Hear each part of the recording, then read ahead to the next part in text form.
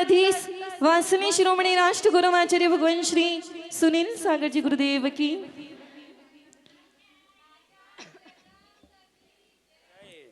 कहते हैं तंतुओं को जोड़ा तो परिधान बन गया, ईंटों को जोड़ा तो मकान बन गया, एक एक अक्षर को जोड़ा तो शास्त्र बन गया। शुल्लिका संदेशमती माता जी ने तपस्वी सम्राट से दीक्षा ली और आज आचार्य भगवान के मुखारविंद से नमोकार मंत्र सुना। आज उनका समाधि महोत्सव हो गया, आज उनका समाधि महोत्सव हो गया। कहते हैं कि ये वही धरा है जहाँ पर तपस्वी सम्राट आचार्य 108 सन्मति सागर जी महाराज ने यहाँ पे साधना की थी। एक एक कण में उनकी तपस्या बसी हुई है और कितने सौभाग्य की बात है कि उसी पावन धरा खमेरा में जैसी तपस्या तपस्वी सम्राट ने की थी, अपने जीवन में 10,000 उपवास किए थे, उन्होंने भी 10 उपवास करके आचार्य भगवान के चरणों में सब कुछ त्याग करके नमोकार मंत्र पूर्वक प्राणों का विसर्जन किया। इष्टोपदेश में पूज्यपाद स्वामी ने कहा है कि संसार की असारता कैसे होती है। दिग्देशेभ्य खगा इत्य सबसंति नघे नघे स कार्या प्रशांतंति देशे दिशु प्रगे प्रगे। कहा है कि इस संसार में ये समाज हो, चाहे परिवार हो, संघ हो, सभी व्यक्ति अलग अलग स्थान से आते हैं, पक्षी भी अलग अलग स्थान से आते हैं और जैसे ही रात्रि होती है तो क्या होता है, सभी एक वृक्ष पर विश्राम करते हैं। आप लोग परिवार में भी देखते होंगे, सब अपने अपने काम से जाते हैं, लेकिन जैसे ही रात्रि होती है तो सब अपने एक जगह आश्रय लेते हैं और जैसे ही जिसकी आयु पूरी हो जाती है सब अपने अपने दिशा को, अपने अपने स्थान को चले जाते हैं। कहते हैं कि हर प्रकार की कला धर्म सिखाता होगा, लेकिन यदि समाधि भरण की कोई कला सिखाए तो वो सिर्फ जैन धर्म ही सिखाता है। जैन धर्म में ही समाधि मन किस तरह को मृत्यु को अपनी इंद्रियों पर विजय प्राप्त किया जाता है। कैसे एक बार क्या होता है, एक लड़का गाड़ी चला रहा था और अचानक क्या होता है कि उसकी जंगल में उसकी गाड़ी खराब हो जाती है। अब क्या करे, उसे कुछ समझ में नहीं आता है, किसको पुकारे, बहुत परेशान हो जाता है। तभी एक वो मैकेनिक को देखता है और उसका कहता है कि मेरी गाड़ी ठीक कर दे। तो उसने कहा ठीक है, लेकिन मेरी बात सुनो, इस गाड़ी को ठीक करने के लिए 1,000 रुपये तुम्हें देना पड़ेगा। तो उसने कहा 1,000 रुपये, उसके पास कोई सहारा नहीं था, कोई था नहीं। तो उसने कहा ठीक है, आप मेरी गाड़ी ठीक कर दो।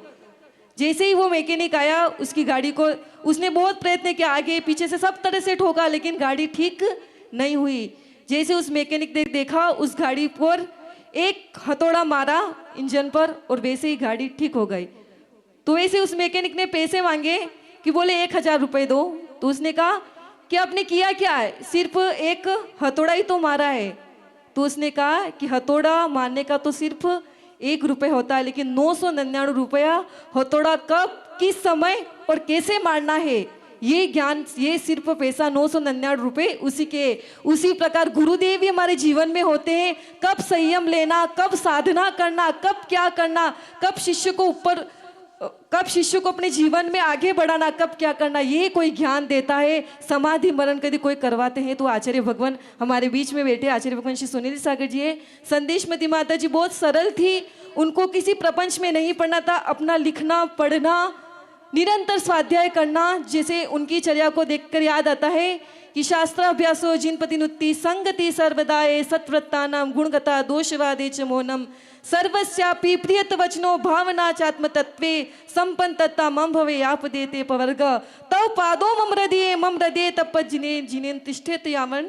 जब तक मुझे मोक्ष की प्राप्ति नहीं हो, हे भगवान, में निरंतर शास्त्र का अभ्यास करो। ये सब शिक्षा सबसे लेनी चाहिए। जब तक निरंतर शास्त्र का अध्ययन हो और हमारे मन में संत साधु जिनेंद्र के प्रति भक्ति हमेशा हो। हमारे यदि कथा करनी है तो किसकी करनी है, टीवी के सीरियल की कथा नहीं करनी है, सास बहू की नहीं करनी है, क्योंकि सास भी कभी बहू थी, कसौटी जिंदगी, इस तरह की कथा नहीं करनी है। हमको कैसी कथा करनी है, चंदन बाला की, महापुरुषों की कथा करनी है, ताकि उनके जीवन को आदर्श बना करके हम अपने जीवन को भी पवित्र करते हैं। जैसे कहा है कि भगवती आराधना में कहा है कि एक साधु की समाधि के लिए 48 मुनियों की आवश्यकता होती है। कितना पुण्य का उदय था उनको, इतना बड़ा साधक, उनके चरणों में उनकी समाधि हुई। मैं तो कहती हूँ समाधि सुनना क्या, आपकी ये धरा का भी पुण्य उदय है। समाधि करने वाले को, समाधि देखने वाले को भी महान पुण्य का उदय होता है, तब जाके उन्हें समाधि देखने का अवसर प्राप्त होता है। बहुत पुण्य का उदय है। 11:30 बजे जब बात सुनने में आई कि जैसे ही आचार्य भगवान उनके पास गए, उनकी सांसें चल रही थी और जैसे ही उनको पीछे मारी तो उनकी सांसें तुरंत चली गई।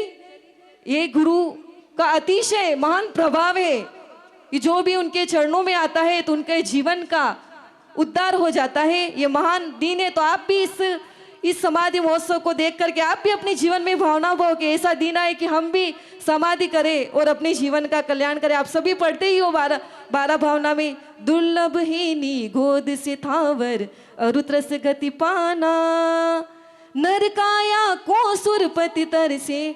सूरपति मनुष्य क्या, देवता भी इस मनुष्य संयम को प्राप्त करने के लिए तरसता है, क्योंकि मोक्ष मिलेगा तो कहां से मिलेगा, देवता को मोक्ष नहीं मिलेगा।